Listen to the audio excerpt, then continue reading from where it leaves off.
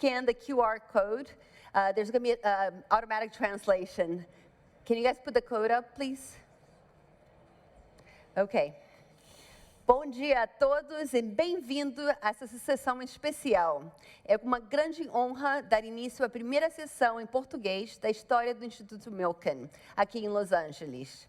Hoje temos o privilégio de receber Fernando Haddad, ministro da Fazenda do Brasil, com uma conversa exclusiva e importante para entendermos o papel do Brasil no cenário econômico e climático global. Ministro, seja bem-vindo. Obrigado. É um prazer ter você conosco. Eu queria começar para explicar um pouquinho sobre o Milken Institute. Nós somos um think tank financeiro sem fins lucrativos, com 34 anos de atuação global. Promovemos soluções práticas para os grandes desafios econômicos e sociais do nosso tempo. E agora estamos felizes em anunciar que expandimos a nossa presença para o Brasil. Então, temos muitas perguntas e pouco tempo. Vamos direto ao ponto central da sua atuação, a economia brasileira. Você assumiu o Ministério da Fazenda em um momento desafiador, tanto no cenário interno como externo. Como você descreve a estratégia econômica do governo brasileiro diante esse complexo cenário global? Bom, em primeiro lugar, agradecer à Milken Conference pela oportunidade, cumprimentar todos os presentes. Eu acredito, Laura, que o Brasil está numa posição, independentemente dos desafios globais, está numa posição muito favorável, porque os princípios que o Brasil defende no mundo são princípios completamente aderentes à necessidade de uma reglobalização sustentável. Uhum. O Brasil defende o multilateralismo, o Brasil tem todas as parcerias consolidadas com o Sudeste Asiático, com a Europa, com os Estados Unidos, Mercosul.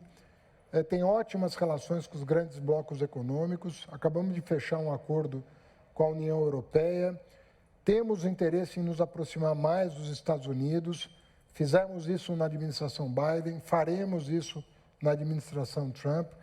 Há complementariedades importantes entre as nossas economias que podem ser exploradas e devem ser exploradas.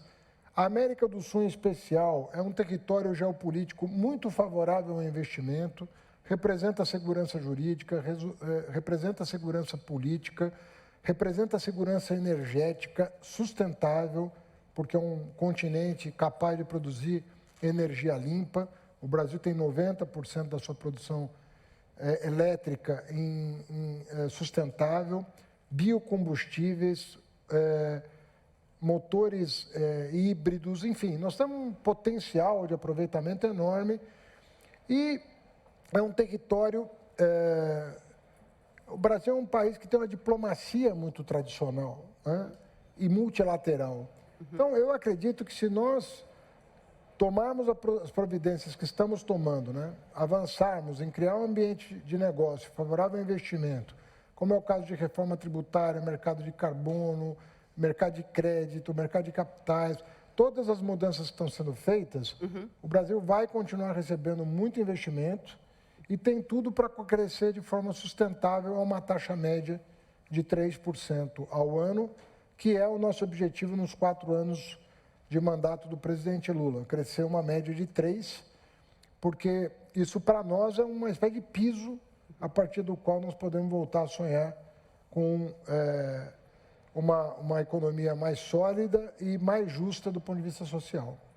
Então, considerando esse posicionamento internacional do Brasil, você pode explicar a conexão entre a política industrial, os incentivos à transição energética e a estabilidade macroeconômica? E também seria bom se você pudesse falar sobre o que você vai lançar uma importante política de data centers. Você pode Sim. explicar mais sobre isso? Então, nós viemos aqui especificamente para o pré-lançamento da Política Nacional Data Center. Nós, para a área de data center, resolvemos antecipar os efeitos da reforma tributária já aprovada pelo Congresso Nacional, por emenda constitucional, ou seja, uma coisa absolutamente sólida do ponto de vista institucional. E a antecipação dos efeitos da reforma tributária vai permitir que todo investimento no Brasil, no setor, seja desonerado e toda a exportação de serviços a partir dos data centers também sejam absolutamente desoneradas. Então, melhores possibilidades que nós temos é de fazer isso acontecer. Além disso, nós temos o marco regulatório sendo trabalhado hoje no Congresso Nacional. Tem algumas questões que precisam ser resolvidas ainda esse ano, a preocupação com direitos autorais, preocupação com a concorrência, preocupações legítimas, mas eu acredito que a equipe econômica e o Congresso Nacional, sobretudo os relatores que foram designados para tratar desses assuntos, estão muito sintonizados com os desafios do crescimento da economia digital. E nós queremos que a economia digital no Brasil seja simultaneamente digital e verde. Então, é nisso que nós estamos trabalhando. Prover os data centers de energia limpa e processar os dados com segurança cibernética, com segurança jurídica, para prover o mundo dentro das nossas possibilidades com o melhor tipo de serviço possível. Agora, olhando para frente, estamos entrando nos 2 últimos anos do governo do Lula, o presidente da República do Brasil.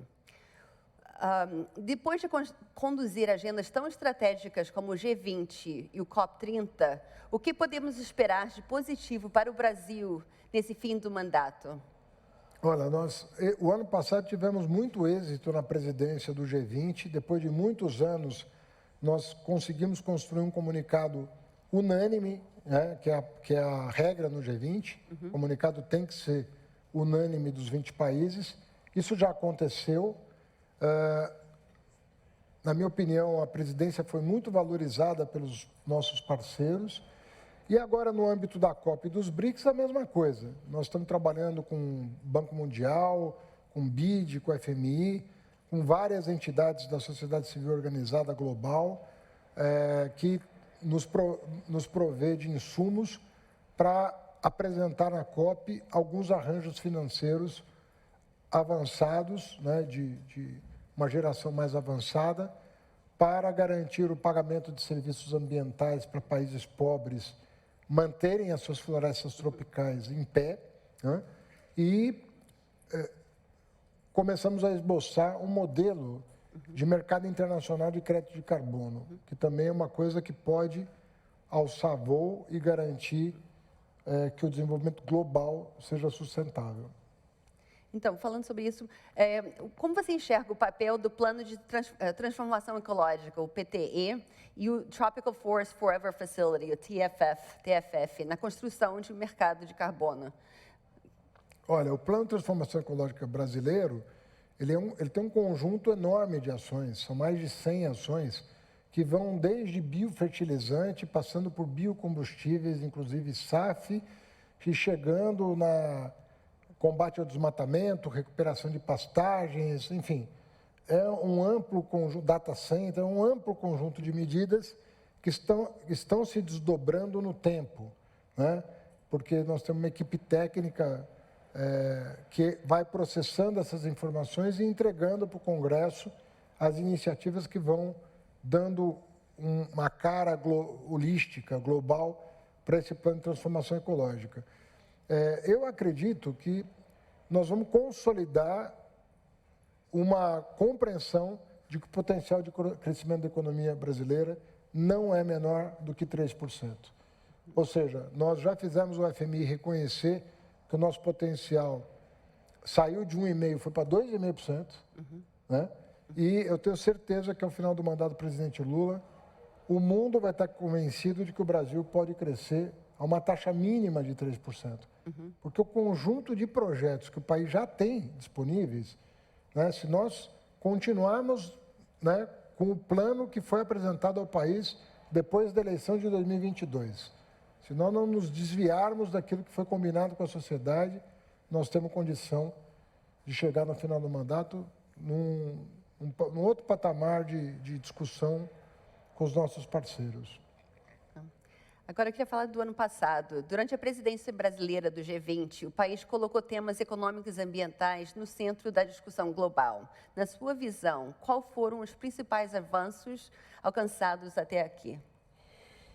Olha, na verdade, o nosso foco no G20 não foi a questão climática. Ok. Ela entrou no G20 nas conversas paralelas ao G20. O G20 teve o foco no combate, na Aliança Global de Combate à Fome, na questão da taxação dos super ricos, em questões de alinhamento dos bancos multilaterais em torno da questão da dívida dos países pobres. Enfim, esse era o foco do comunicado. Mas nós aproveitamos o fato de que nós presidiríamos a COP no ano seguinte para começar tratativas, os mesmos players, para que nós tivéssemos um êxito maior na COP30, que é decisivo para o futuro, né, do que nós entendemos por desenvolvimento sustentável. Isso vai nos ajudar na COP. O trabalho do G20 vai acabar ajudando na COP, porque as pessoas vão estar um pouco mais familiarizadas, né, com os debates que estão sendo endereçados em torno de serviços ambientais, crédito de carbono e assim por diante.